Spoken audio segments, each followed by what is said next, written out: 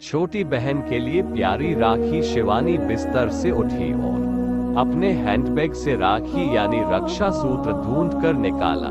फिर छोटी बहन से कहा, मैं तुम्हारे लिए कुछ लाई हूँ। शिवानी को घर में आए कुछ समय ही गुजरा था कि माँ ने ऋचा की शिकायत करनी शुरू कर दी।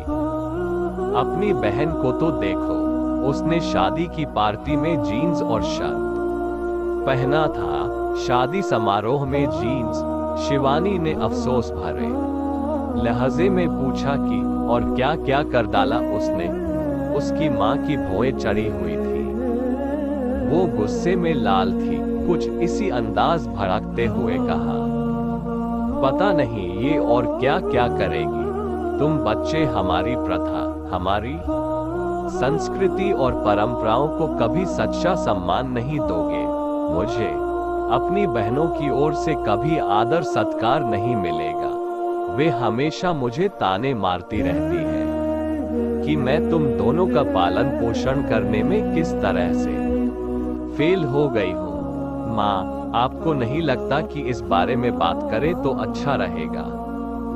शिवानी बोली, मैं बहुत थक गई हूँ। ये कहते हुए तेजी से अपने कमरे की ओर चली गई। उसने अपने कमरे के दरवाजे को धकेलकर खोलने की कोशिश की। अंदर ऋचा थी। उसने कमरे का दरवाजा बंद किया हुआ था।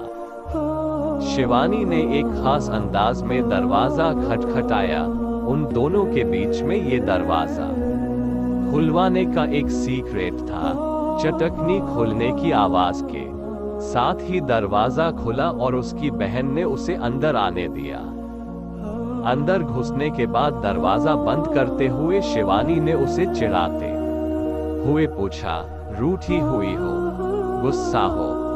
उसके सवाल के जवाब में ऋचा ने अपना चेहरा तकिए से छिपाते हुए बिस्तर की ओर मुंह फेर लिया, मानो इस सवाल का जवाब ही ना देना चाहती हो। शिवानी ऋचा के पास ही बिस्तर पर लेट गई और लंबी सांस लेते हुए उसने पूछा, क्या तुम बाहर जाकर कुछ खाना चाहती हो? तुम मेरे फोन पर रजत की कॉल्स ब्लॉक करने के बारे में मुझे सब कुछ बता सकती हो। ऋचा ने तकिए के नीचे से ही झांका और कहा, आप ही ने तो बताया था कि आपने रजत से कहा था कि आपको अकेला छोड़ दे।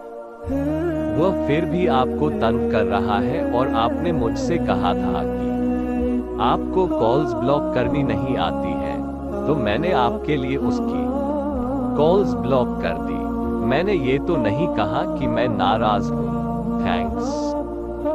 ऋचा को ये सुनकर बहुत आश्चर्य हुआ और उसके मुंह से ओह निकल गया।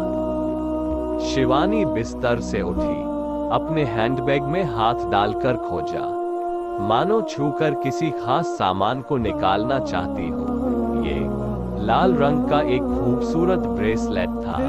इसके बीचों बीच एक मोती जड़ा हुआ था। देखने में ये राखी यानी रक्षा सूत्र लग रहा था। उसे निकालकर अपनी बहन से कहा, मेरे पास तेरे लिए कुछ खास है। ये सुनते ही ऋचा उत्सुकता से भर आई।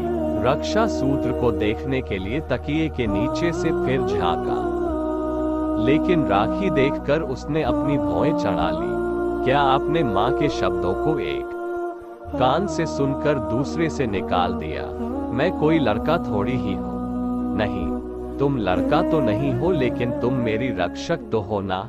शिवानी ने प्यार से कहा। ऋचा ने उसकी यह बात सुनकर मुस्कुरा दिया। तकिए के नीचे से सिर को निकाला और रक्षा सूत्र पहनने के लिए उसने अपनी कलाई शिवानी की तरफ बढ़ा दी। अगर ये स्टोरी रियल लाइफ आप सबको अच्छी लगी हो तो इसे लाइक करें, शेयर करें और नए होता हमारे चैनल को सब्सक्राइब जरूर करें। हमें सपोर्ट कीजिए। जय हिंद, जय भारत।